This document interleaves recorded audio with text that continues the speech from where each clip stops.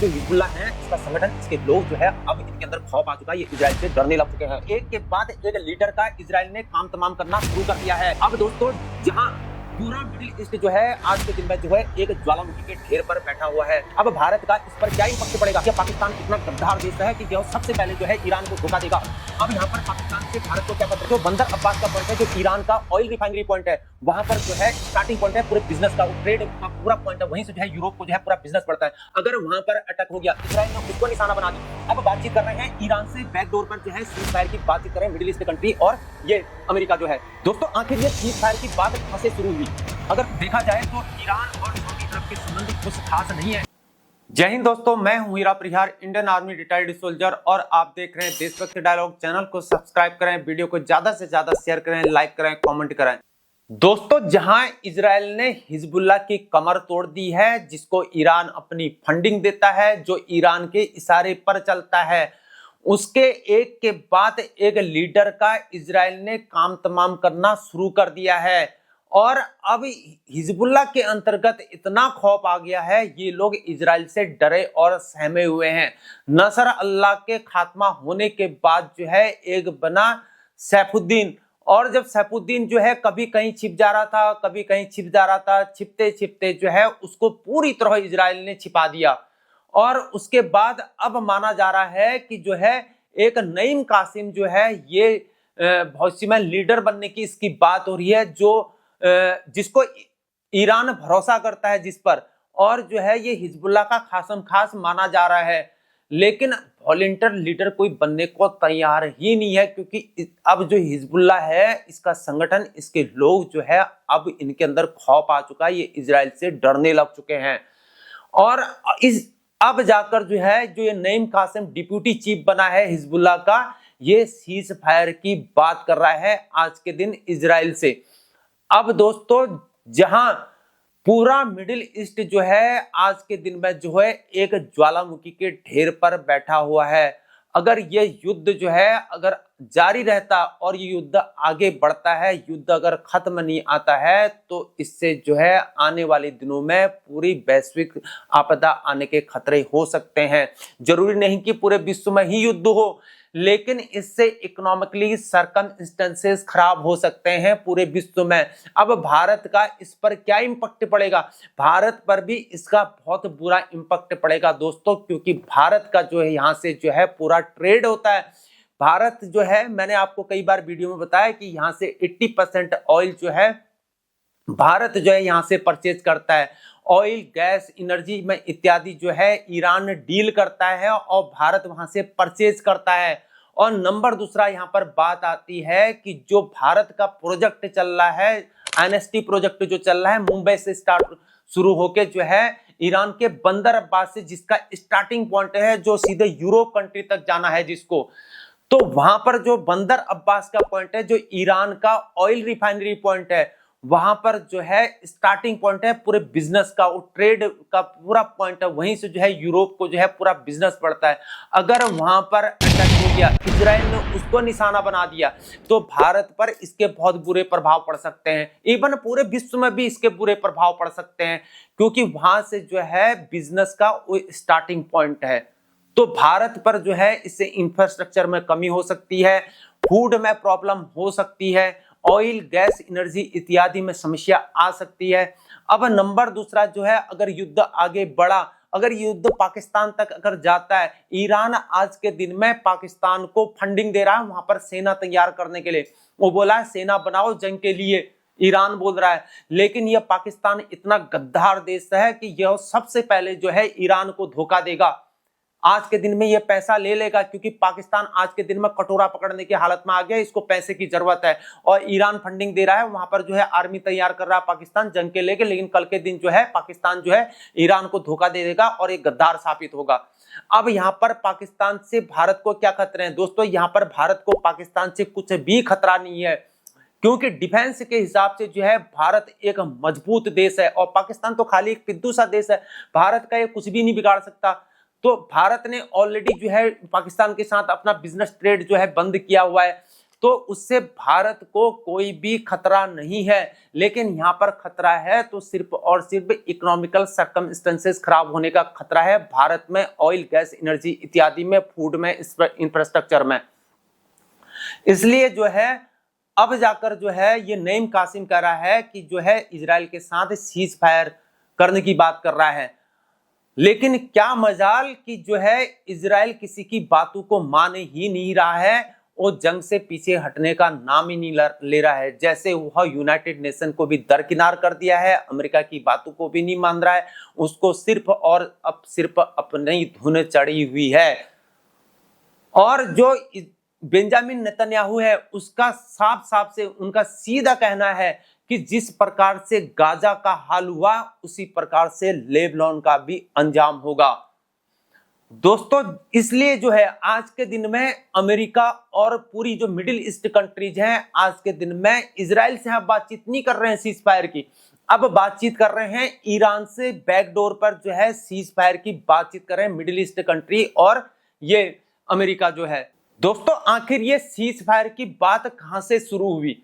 सबसे पहले तो दोस्तों जो ईरान का सुप्रीमो है अली खमनेई, उसने जो है जब से जो है पूरी मुस्लिम कंट्रीज को एक साथ आने को कहा इजराइल के खिलाफ, तो उसके बाद जो है जो लेबनान की संसद है, लेबनान की संसद में एक स्पीकर नवी वेरी ने जो है इजराइल से सीज फायर करने की बात कही। तो उसके बाद जो है जो डिप्टी चीफ है हिजबुल्लाह का नईम कासिम, उसने उसका समर्थन किया। नईम कासिम बोलता है कि मैं नवी वेरी का समर्थन करता हूं और इजराइल के साथ सीज फायर होना चाहिए, सीज फायर की बात होनी चाहिए, क्योंकि हिजबुल्लाह के अंतर्गत अब खौफ आ चुका है, ये लोग डरे हुए हैं, इनके हिजबुल्लाह के जो लीडर हैं वो डरे सहमे हुए हैं। अब वो सीज फायर चाहते हैं, उनको पता है इजराइल हमारा काम तमाम कर दे रहा है, एक के बाद हमको निपटाते जा रहा है, आखिर हम कहां तक छिपे? ये हिजबुल्लाह के संगठन के अंतर्गत हो रहा है आज के दिन में। और साथ में जो नईम कासिम कह रहा है कि हम लोग जो है हमास और फिलिस्तीन का समर्थन करते हैं, अगर इजराइल जंग को खत्म नहीं करता है, जंग समाप्त नहीं करता है, तो हम युद्ध के मैदान में इसका जवाब देंगे, ये नईम कासिम का कहना है। लेकिन दोस्तों जब अगर सीज फायर की अगर बात आएगी तो क्या इजराइल जो यहाँ पर सीज फायर की बात करेगा, सीज फायर अपनी शर्तों के अनुसार करेगा इजराइल। वो हमेशा ये चाहेगा कि जो है ये हमास हो गया, यमन में जो है हौतीज हो गया, ये हिजबुल्लाह हो गया, जो ईरान ने जो अपने पाल रखे हैं ना छिटपुट संगठन, इन सबको समाप्त करने की बात कहेगा इजराइल सबसे पहले। और उसके बाद जो है अपना थोड़ा सा वहां पर जो है ना प्रभुत्व स्थापित करने की चाहेगा कि हाँ भाई मैं भी कुछ हूं। तो इजराइल इस प्रकार से अपने शर्तों के अनुसार जो है यहाँ पर सीज फायर करना चाहेगा। और उसके बाद जो है जो नईम कासिम भी है वो भी वहां पर जब सीज फायर की बात कर रहा है तो सबसे पहले क्या कर रहा है, वो गाजा में सीज फायर की करने की बात कर रहा है नईम कासिम, क्योंकि बेंजामिन नेतन्याहू ने बोल दिया है ना वहां पर कि जो है जिस प्रकार से गाजा का हाल हुआ लेबनान को उसी प्रकार से अंजाम हुआ। तो ये नईम कासिम जानता है, इसीलिए नईम कासिम डरा सहमा हुआ, इसीलिए सबसे पहले गाजा में ही सीज फायर की बात कर रहा है। दोस्तों जैसा कि मैंने पहले कहा कि इजराइल जो है आज के दिन में जो ईरान ने अपने संगठन पाल रखे हैं उनके लीडर्स का धीरे धीरे काम तमाम शुरू करते जा रहा है। जैसे कि सुप्रीम कमांडर फौद शुक्र हो गया, सदर्न फ्रंट का कमांडर अली खराकी हो गया, इब्राहिम अकील हो गया, और उसके बाद जो है इस्माइल हानिये हो गया, और उसके बाद जो है हिजबुल्लाह का चीफ नसर अल्लाह हो गया, उसके बाद हासिफ शफुद्दीन हो गया। उन सबका जो है काम तमाम कर दिया है। इसीलिए तो हिजबुल्लाह जो है आज के दिन में डरा सहमा हुआ है, और जो इनके संगठन है ईरान ने जो पाल रखे वो आज के दिन में डरे सहमे हुए हैं, उनके अंदर खौफ है। दोस्तों जो इजराइल और ईरान के बीच संघर्ष चल रहा है यह विवाद तो पहले से ही चला आ रहा है, लेकिन यहाँ पर जो मेन पॉइंट है वो पिछले साल जो है 8 अक्टूबर 2023 को इजराइल ने हमास के खिलाफ जंग शुरू कर दी थी, जिसमें इजराइल ने जो है गाजा पट्टी में अपना ऑपरेशन शॉर्ट चलाया था। और उसके बाद 9 अक्टूबर 2023 को गाजा में जो है सप्लाई को रोक दिया था।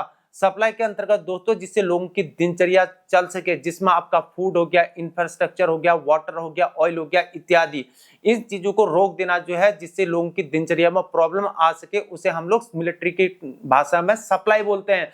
और उसके बाद जो है 13 अक्टूबर 2023 को इजराइल ने गाजा में रह रहे 10 लाख लोगों को लगभग जो है गाजा छोड़ने को कहा और साउथ में जाने को कहा। और उसके बाद जो 27 अक्टूबर 2023 को जो है इजराइल के आर्मड के टैंक्स जो है गाजा पट्टी में घुस आए।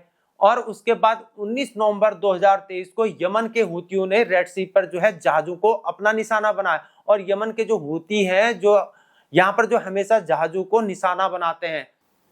और उसके बाद 24 नवंबर 2023 को सीज फायर की बात कही गई, जिसमें जो है दोनों के जो बंधक हैं उनको रिलीज किया गया। और 8 दिसंबर 2023 को यूनाइटेड नेशन में गाजा में हो रहे जंग के लिए जो है सीज फायर की बात कही गई, उसका मुद्दा उठाया गया, जिसमें अमेरिका ने जो है वीटो का प्रयोग किया। दोस्तों वीटो का मतलब होता है जिसमें जो है उसका जो निर्णय है उसके प्रस्ताव को स्वीकार न करना, साफ शब्दों में नकारात्मक मत का प्रयोग करना, उस अपने नकारात्मक मत का प्रयोग कर अपनी पावर का प्रयोग करना जो है वो वीटो कहलाता है। उसके बाद 22 जनवरी 2024 को गाजा में 21 इजरायली सैनिकों की मौत हो जाती है। उसके बाद 1 अप्रैल 2024 को सीरिया में ईरानी दूतावास पे एयर स्ट्राइक हो जाता है, जिसमें इजराइल जो है अपना ना होने का क्लेम करता है कि यह हमने नहीं किया है।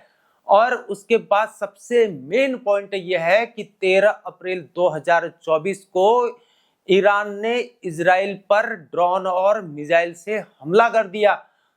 और 1991 के बाद पहली बार इजराइल पर किसी विदेशी देश ने हमला किया।